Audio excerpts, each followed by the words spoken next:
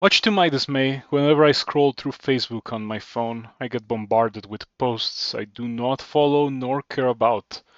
Sometimes these are obituaries.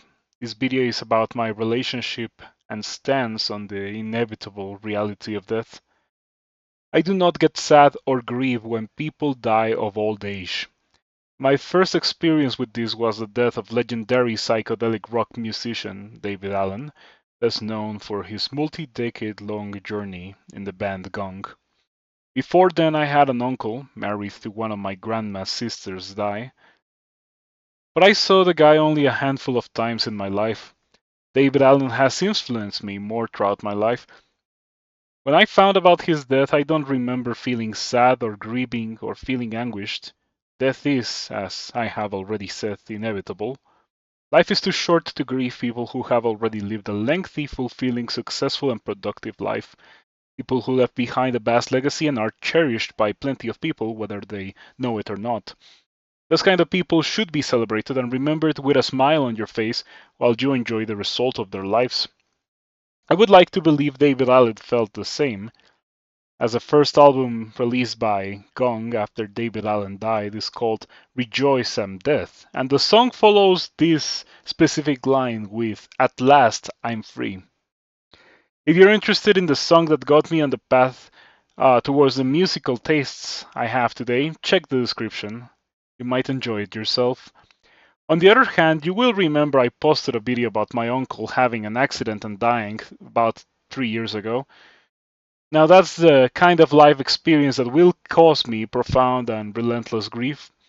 It's been 3 years, and when I visit his family, my cousins, and my aunt, I sometimes find myself heavily affected by the sense of yearning, the knowledge, and the feeling that I needed to have more livings with him, more life experiences, that I needed to tell him, I love you and thank you for everything.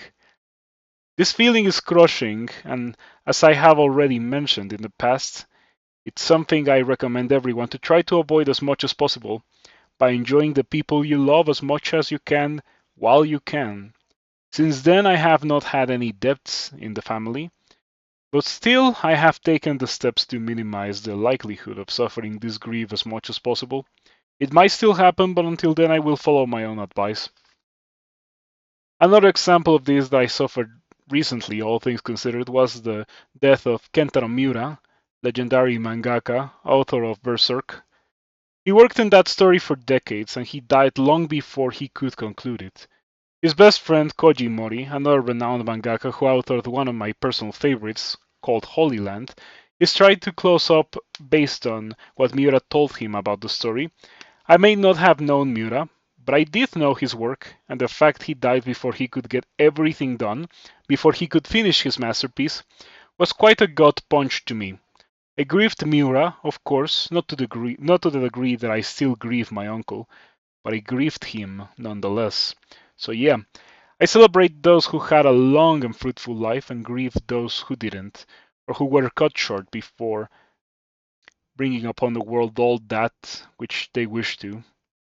Mortality is a touchy subject, one some would like to avoid, postpone, and ignore as much as possible, but it will always be there, waiting around the corner. As such, I would have preferred it if, at a young age, it had been explained to me that my uncle, who died from mistreated lung cancer when I was in elementary school, was on the terminal stage of his disease, and he was spending his last days enjoying life as much as possible before he was gone.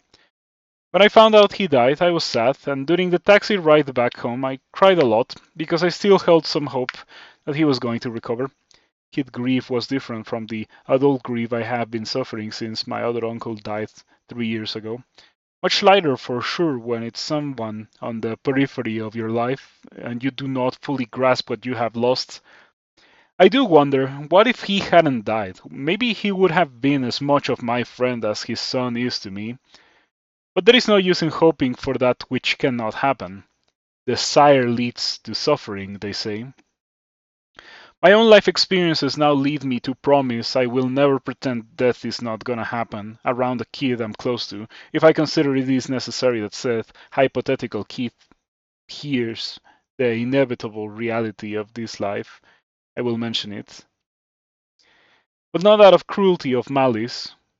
or malice. I will do it out of kindness because I wish I had been prepared for the realities of life since an early age. Sheltering only exacerbates the blow when it inevitably lands. This is the kind of stuff we living beings can deal with better if we communicate with each other, especially with those who carry grief already and so know how to handle it. As a closing thought, did you know animals also grieve? This is, off the top of my head, a phenomenon observed in elephants, but I have no doubt other animals grieve and enact their specific funerary rites. They're not so different from us after all.